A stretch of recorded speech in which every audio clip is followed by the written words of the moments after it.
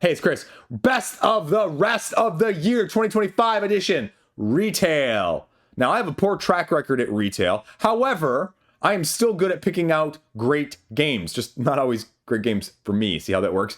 And so what I'm going to do is run you through the biggest ones that are on my radar for retail between now and the end of 2025. We're going to play devil's advocate here, maybe a little bit of why you should and a little bit maybe why you shouldn't, because I always need to talk myself off the ledge, because truth be told, I'm having a real dopaminergic rush right now to buy something. And thankfully, I sort of have a don't pre-order rule. And yeah, I know, right? As the guy who crowdfunds a ton of stuff. Don't pre-order. Anyway, I'm done. Let's just go right into the games. First up, the most interesting game for me, the one that I guarantee will end up in my collection in 2025. I guarantee it. Pandemic Lord of the Rings, Fate of the freaking Fellowship. I don't care if reviews come out and comments are bad. I am going to own it. I am going to have it. I will be playing it. I want the pandemic system upgraded, Lord of the Rings style, thematic incorporation, and, well, what the final version is going to look like. You know what, Z-Man? Show me what you got. They say Frodo and Sam are required in every single game. Objectives that you're trying to go across. Well, I mean, truth be told, right? People are shocked by this. Oh no, Frodo and Sam are... What's this movie about? What's this trilogy about? Who are the main characters? That's not shocking, right? It's just like the trick-taking one behind me. You got to use certain people. And the rule book is out right now. The rule book is out. And I wish the meeples were a little bit more fancy. Yeah, I did. But I think it's going to be fantastic. Rumor has it, I believe, May-ish? So, yeah, right. Finally, someone has made a Lord of the Rings game that's going to be good. Can't even say that one seriously, sorry. But that is my number one most anticipated retail game right now. Second, and right behind that, is the upcoming Unmatched, not The Witcher, not that I have The Witcher yet, but Battle of Legends Volume 3, because I think the value of this is going to be better than either Witcher, because for some reason, restoration, I'm guessing it's related to IP reasons, The Witcher, even months out now, like almost a quarter of a year out now, and it's still retailing for like $50 for 3 characters and a map. That's before the tariffs came out. So we're getting... what, 4 new characters? Blackbeard, Chupacabra, Loki, and Pandora. Yeah, that Pandora. Runners up from previous deck design contest. Double-sided board, 2 different battlefields, right? Like, if this is $50, it's almost, no, I don't want to say it's double the content, but it's $30 right now at pre-order on Miniature Market. So I'm getting 1 extra character and 1 extra map compared to a $50 Witcher. You can see why I'm hesitating on the Witcher. And you can see why I really want this. And I think it's like Q4, though, of 2025. No other details at that point. But that's kind of why it's at the rest of the top of the list right now. Then also, you know what? We have to talk about it. It's the latest on the hotness. It's the hottest of the hot at the time of me filming this. It's family version of Arc Nova, right? And then 3 years from now, they can put out a 3D miniature version of it. Boom, because they're doing the crowdfunding campaign for 3D Arc Nova, whose 3D miniature buildings look absolutely atrocious, like you were molding them out of clay in the 1980s. Anyway, they're just renders though, so don't, quote me on that. It's building a modern zoo and animals while achieving your conservation goals. Later this year, coming from Capstone. Right? I mean, that's going to be the question. 135 different zoo tiles. It's more drafting set collection tile laying. And the power of the action, again, is determined by the slot of the card that it currently occupies. Okay, let's go. Based on its predecessor, it modifies and simplifies. Is it going to be Age of Innovation? Is it going to be Terra Nova to Terra Mystica? Terra Nova is not being well received, by the way, for the most part. So take that for what you will. You streamline out all the super interesting parts and the complexities of the tactical nature in the first place. But it does still have a weighting of 3.23 somehow for people that have, 14 played it and rated it in that regard. So somehow they've already determined that it plays best at 1 and 3. But either way, that is, basically at the top of my hotness from that aspect. So I have to put that out there. The other one that came onto my radar from Cranio Creations, from Luciani, is Echoes of Time. I love time travel. I love this aspect. It's the thematic incorporation that I have such a hard time resisting, as you can maybe guess. And then the one behind this, That Time You Killed Me. 4 factions govern different aspects of the world, and ancient power is flowing through them. 2 to 4 players, best equipped fellowship from different factions to control and conquer those sources of power. 100 cards, unique effects, build the unique deck each time, and the sliding tile system. Ooh. Guides you in managing the time needed for your cards to become useful while simultaneously controlling the activation rhythm of their effects. I have no clue, but I'm hyped up by the keyword gobbledygook salad there. So it's quite near the top of my wish list as well at the time of me filming this. You know what? Then we're actually going to go mixies and splitsies on this one. I have mixed feelings about Compile. I like it. I like it a lot. Do I need another Compile that's not completely different? It's just giving me different lanes that I can mix and match with? No, I don't. Am I going to probably pick it up if I can get it for under 20 bucks? Yeah, it's a fair bit because my 11-year-old doesn't mind it and he'll play it with me. And it gives me a slightly more accessible Radlands intro session, if you will, for him to learn. So I'll take it for what it is. Then, you know what? DC Forever. DC Forever from WizKids, right? This is appealing or appearing like a slightly different, slightly lower complexity Marvel Champions for DC. Like 9 different characters, at least in the base game, that they're going with. The system is completely opaque right now. I think I'm supposed to be getting a review copy here in the next like month at the time of me filming this. So I'm really intrigued to see, because Marvel Champions is fantastic. I'm still looking for the Sinister Motives and the Age of Apocalypse expansion. The first one is out of print. The second one is out of stock. And I just have a hard time doing the deck construction and the manipulation and just the get it to the table factor that I would like. And so if this is going to give me some ease of access from both those ways, I'm really kind of intrigued. And speaking of ease of access, Steamforge has picked up and put their pre-order store over on GameFound for 6 Siege. Yeah, they picked up 6 Siege, and I give them kudos. And I love the fact that they did this. And this was a couple people's game of the year for 2024. It's a skirmish, tactically driven, swap-based head-to-head game. I want to see what it does. I want to see how this compares to something like Apex Legends, which I'll be covering later this year, hopefully, as well. And so that's what I want to know. Again, because it says all the right things. Will it hold out to all the right things in that regard, too? So that's what I'm wondering more than anything else. And we have to talk about it since they've been hyping it since like the middle of 2024. Vantage from Stonemaier. Okay, cooperatively explore an entire planet's open world from a first-person perspective. 1 to 6 players. Probably not want to play it more than 2, though. Open world cooperative game. Entire planet, communicate while scattered across the world. 800 interconnected locations, 400 cards, 900 discards to discover. Open world sandbox, intergalactic vessel, uncharted planet, first-person perspective. Not a campaign, self-contained, no expansions, but you can still get some metal coins somehow. They still make them on other planets. I don't know, right? This is the biggest Stonemaier hype since Wingspan. Just kidding. Not kidding. But then Wingspan before that. So is it going to live up? Is it Seventh Continent different enough for you? Are you that sort of gamer? Because I think that the communication aspect and the importance of that is going to be the biggest make it or break it. Because like a Seventh Continent, right? Like a Mage Knight, do I really need other people there? Are we kumbaya and holding hands? Am I getting to make unique decision making that is dynamic and important enough and not, sort of king making and leader building, not sort of quarterbacking in that way in this type of game?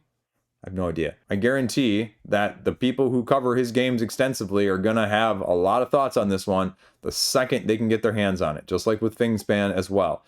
And so you'll probably have a fair bit of information. Well, maybe not. They usually open the pre-orders through the Stonemaier hardcore fans style of things, or about the time those preview videos come out. So if you're waiting and patient, you should have plenty of information to make a decision when you can order it elsewhere in more easily accessible areas, if you will. We're talking about Play to Z. Play to Z and the line from Shut Up and Sit Down. As I've said, with many of these games, cooperative is my thing, right? Thematically, this doesn't do a whole lot for me. Animal rescuing. Okay, it's fine. Just doesn't my boat, right? When disaster strikes, animals need your help. To escape the floods, fires, and earthquakes, do you have what it takes? Test your skills against the worst disasters nature can offer. Can you free a cat trapped in a collapsed building, rescue a goat from a rushing river, or save a pair of dogs behind a fire line? I don't know. That doesn't sound terribly enticing. And yet, you know what? If they can put out a good cooperative game and play to Z, yeah. You know what? I'm going for it. Speaking of going for it, Bohemian from Portal Games. It's been a while since I've talked about much from them recently, but it's a card-driven, collecting your cards to find inspiration, muses, and everyday tasks. The most interesting part about this one, even though very little is actually known, set in the 19th and 20th centuries, creating masterpieces while trying to live your life, is that it won 3 nominations and 1 award for the Denmark's largest convention of board games last year in 2024. Say what you will. So, sort of like how I talk about the Cardboard Edison, right? These aren't necessarily the end-all be-all of things like, oh my gosh, well, it must be amazing.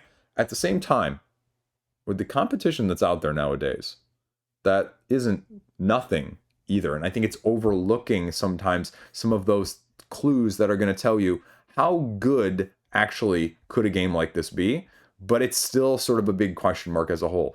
Speaking of big question marks, Mage Knight, the Dragon Apocalypse expansion, right? Not the ultimate anymore. It's the penultimate. But apparently it's giving you like a ton of stuff, like a new mage, a whole bunch of miniatures, bunch of board content. Like people were initially thinking when there were no details that this was going to be a small expansion. Turns out for like $70, ain't so small. So Mage Knight, the Apocalypse Dragon, it's giving us the new hero. It's giving new enemies, 4 horsemen, Apocalypse Dragon, like you know, the Apocalypse. New tiles, new challenges, new locations, and a story-driven campaign mode. So, yeah, I mean, you're going to pay a pretty penny right now. And sorry, not $70. It's retailing, pre-ordering right now for about $52.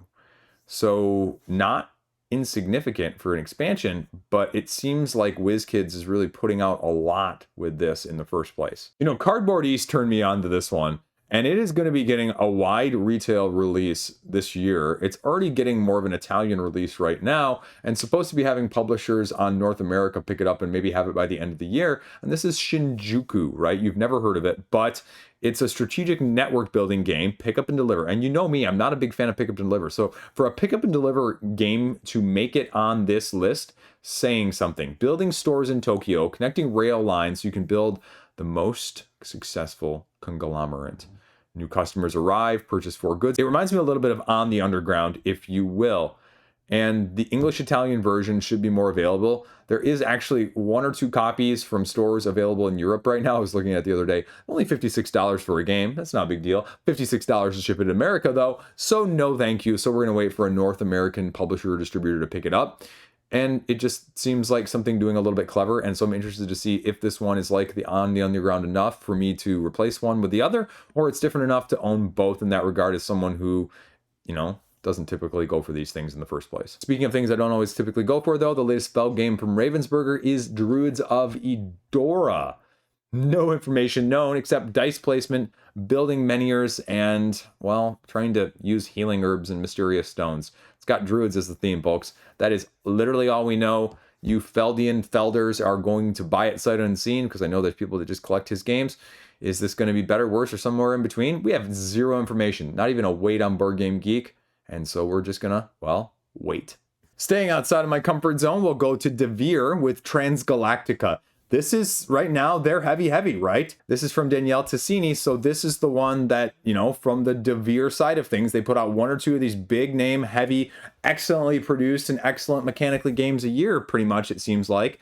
And this one is sci-fi with space exploration, right? Engine building, worker placement, high level of interaction, though, they say. Traveling the galaxy, influencing your fleet in galactic matters, technological advancements, network building, and representatives of the Senate to claim political advantages, right? You've heard all that stuff before.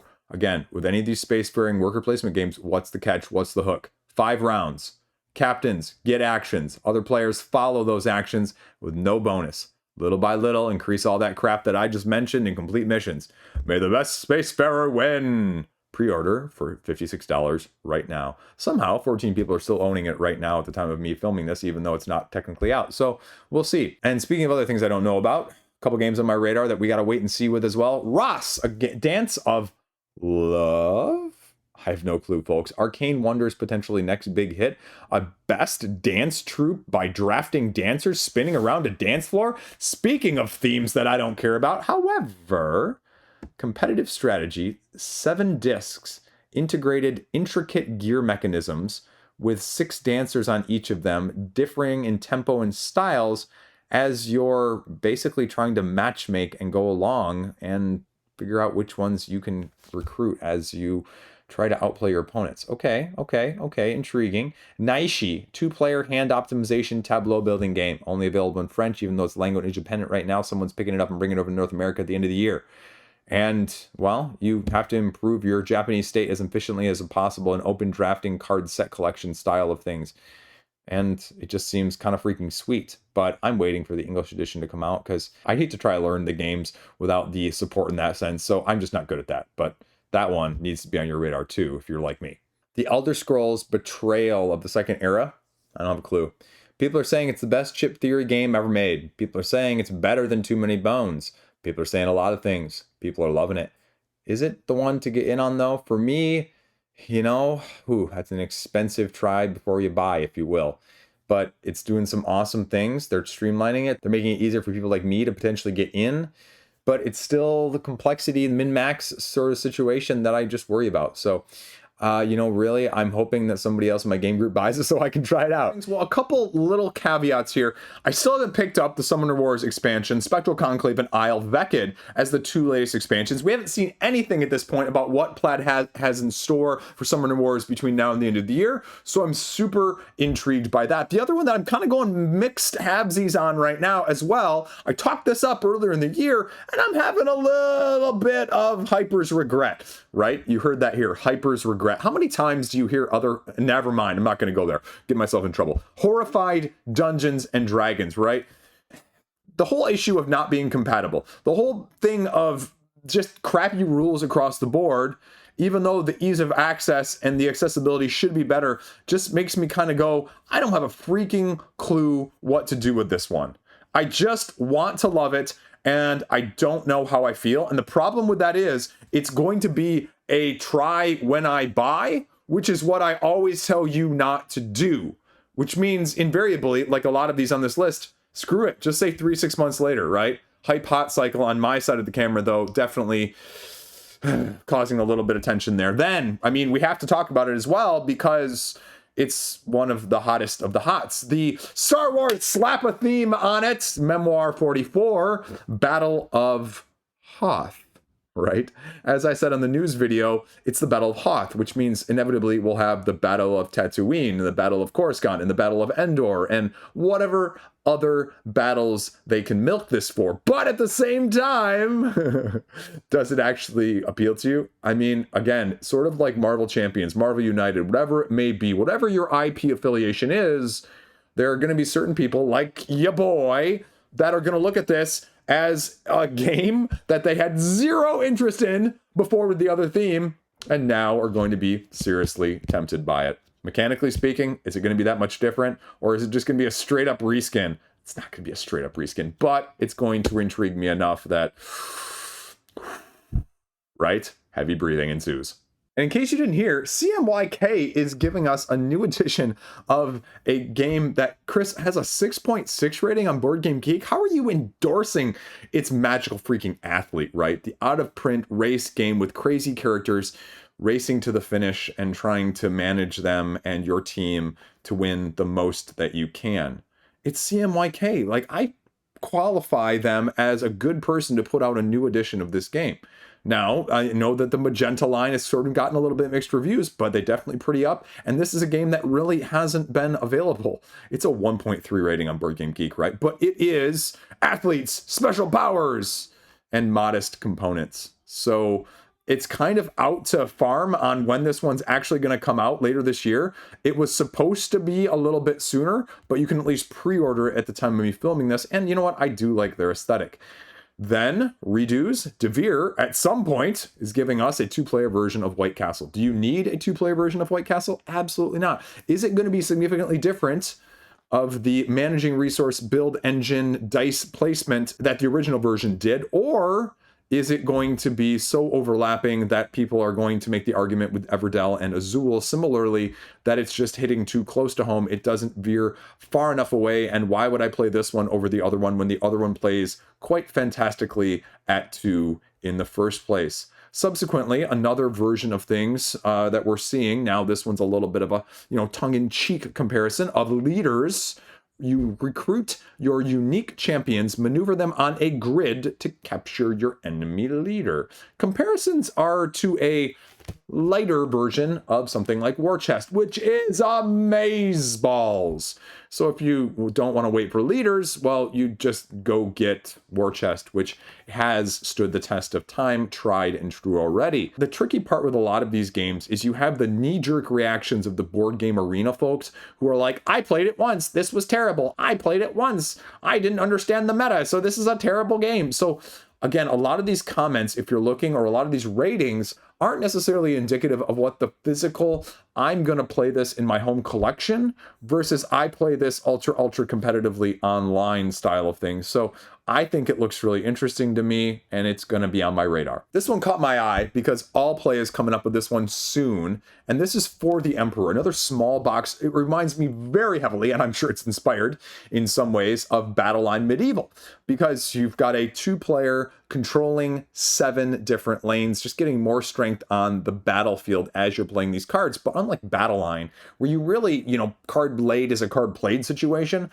this flat out says you're going to have cards that are going to cause others to be returned into your hand, amplifying them, or be more in ways of cleverness that you may appeal and like doing. So this one gives me absolutely awesome vibes as a whole, because I am a big fan of Battleline Medieval with the little extra content, as well as the knot of the flipping over the lanes and giving them their asymmetric abilities to mitigate or to change how the dynamics of those lanes are going to be controlled. So I like that. Now, a strategic game from Ludonaut as well, Arigato, competitive multi-use card game, 3 phases, 12 rounds, simultaneous play. Choose a card in hand, reveal resources, and check whether you fulfill Shogun's wins for that day. Now, even less information here.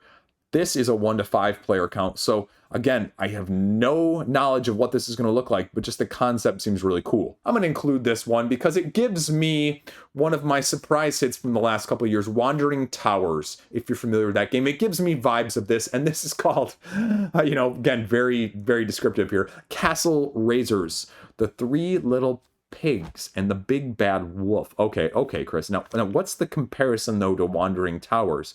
Solo, co-op, competitive, tile placement, drafting elements over 12 rounds. You draft, you play on an earlier vertical castle tile. You get abilities as you cover icons, then to strengthen and earn victory points, placing fortifications on your walls, dispatching wolves to attack other players' castles, and pouring cauldrons of soup to repel your invaders, while simultaneously getting ready for one final wolf assault and maximizing your score. So I think this sounds like a neat thing. And you know what? I have a pretty good track record at, telling you these odd, obscure games that you should be aware of. Sort of like, I don't know, Moon Colony Bloodbath. But then we also have to mention the most recent, retail release, upcoming hype from Direwolf. Lightning Train! There's a kid's show called Dinosaur Train. Anyway, if you know what I'm talking about, you know what I'm talking about. If you don't go look it up. But bag building train game, pick up and deliver. So Ticket to Ride meets whatever you want to throw in the comparison wise there. You're bag building to get better resources, chip down to open stations and train lines, and fortune to be made by delivering where you need to go with lightning trains. Purchasing new chips, new strategic opportunities, always at a cost. So On the Underground meets Ticket to Ride with lightning as an element. Why lightning trains? Is there actual thematic incorporation, or did you just chat GPT 2 of these concepts that you said, I need an element and I need a vehicle, and let's go, right? I have no clue, but it's on my radar. It looks awesome. But is this going to be a Clank Dune Imperium situation or a Wild Tiled West? Nothing slighting so bad about Wild Wild West, but just like, again, hype and what it ended up being for a lot of people. So that's the big question mark I have with this one as a whole. There you go. That's what I got. That's where things are at. Again, I know I'm missing stuff, and stuff is going to pop up, which is the great aspect. And this is not even including all the stuff that will be arriving from crowdfunding. Things like Vestige or even Shallow Sea from companies that ran crowdfunding campaigns in 2024 that should be delivering sometime in 2025. I think those are really some of the even most exciting ones, not because you have to be a crowdfunding backer, but because the retail versions will probably be available shortly after, and that's going to fall similarly under these categories. So, and that's also what I tried to do in this video, is avoid a lot of the crowdfunding ones, right? I tried to separate that out. I didn't really kind of do well at the end, but most of these are not crowdfunding then retail. Most of them are just straight retail. So that shows you that both are viable options right now. But there you go. That's the retail, and that's where things are at. And I'm sure it'll change between now and 2 months from now even. But that's why we're talking about it. Where are things at? Why are they there? And how do we feel about them now versus later versus earlier? Subscribe. Somehow we've been stagnant for too long. Let's get to 14K. I was hoping for 20K, but let's just hit 14 maybe by the end of the month. Cross your fingers. I got nothing. Patreon me up. Peace out. See you around. Stay classy.